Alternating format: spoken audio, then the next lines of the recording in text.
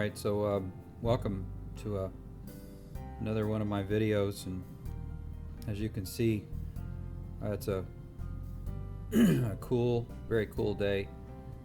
I'm at Bennett Springs State Park in just west of Lebanon, Missouri.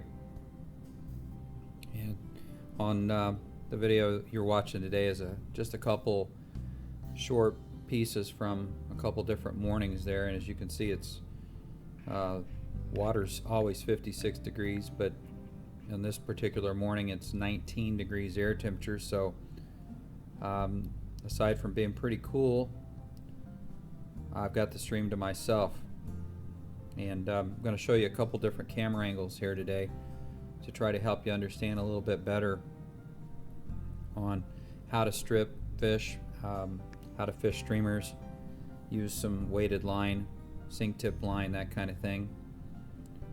And first thing is, I've slowed this down for you. This is something that kind of takes a little while. Weighted line really isn't tough to cast, but of course you've got the drag of the line in the water, and you have to get that line all the way out. And as you can see there, I'm using a double haul. Let the line slip out a little bit, reach back up. Once again, there's another forward haul, backward haul, and then allowing the weight of the line, just like on any cast, to pull all the way out. So you know, this is a good camera angle for understanding what's going on. And this is a confusing kind of thing to some people, but I'm fishing a trout candy cream collared, and you can see this on my website at flyfishingwithjeff.com. And it's basically a very small woolly booger, and in cream collar again, and and as I'm retrieving it, I'm doing so very quickly, rapidly, erratically, and you get a lot of reaction strikes. The little trout candy not only works for trout, but I've found the last couple of years it to be just an absolute killer on smallmouth as well. So that's kind of what's going on. This camera angle that you're looking at now is from my GoPro, and it's from the chesty, and it gives you a nice angle of the casting motion, but also the stripping motion and those kinds of things. Now here's second day, just a tad bit warmer. The snow had melted off from the day before, but it was still down into the 20s. And if you could see there, caught that fish on the far side of the stream. Really, a lot of the fish hang out in the side eddies over there, and the trout candy, or other flies that you use that come trundling down through the river or through the stream are going to get their attention. And the thing is, you have to be ready to apply a strip set. And for some people, that's difficult to do. In fact, I think for everybody it's difficult to do when you begin, because it's kind of an unnatural motion. But you have to understand that with line in the water, you can't raise your rod tip. To do so takes a long time, and then ultimately it moves that fly a long ways. If, for example, you strip set and miss the fish, and you've only strip set maybe 10 to 12 inches, your fly's only moved 10 or 12 inches, and I've gotten as many as 4 or 5 takes all the way across the stream. So again, cast to the other side. In this case, we're casting almost parallel, getting a sideways strip with the fly, and you got to be ready to strip set. Right there again, you can see my left hand, and if you've got a lot of the line in the water, in fact, if you're using full sinking and not sink tip line, you're going to have to leave that rod tip in the water for a longer time. In this case, I'm fishing a Rio sink tip line.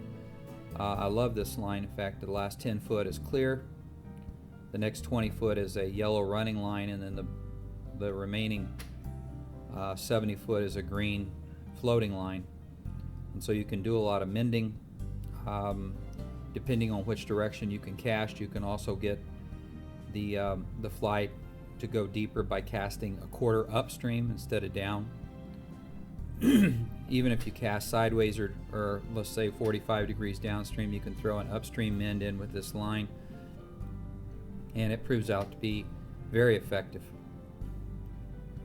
So once again, most of the fish here are rainbows, and yeah, they've been stocked, but frankly they see a lot of competition, a lot of flies, and that's why I like to go to the trout candy. It really gets a good reaction strike out of most of the fish.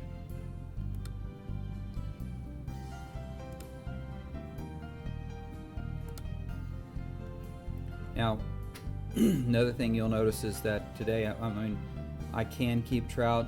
I do occasionally, but even here I mostly catch and release, even during the season. And so when I do get a fish on, my goal is not to play the fish for very long. You know, I see people doing that, and that's fine, and I know that's an enjoyable thing to do, but the longer you play the fish, obviously the more tired it gets and the less likely that it is to survive.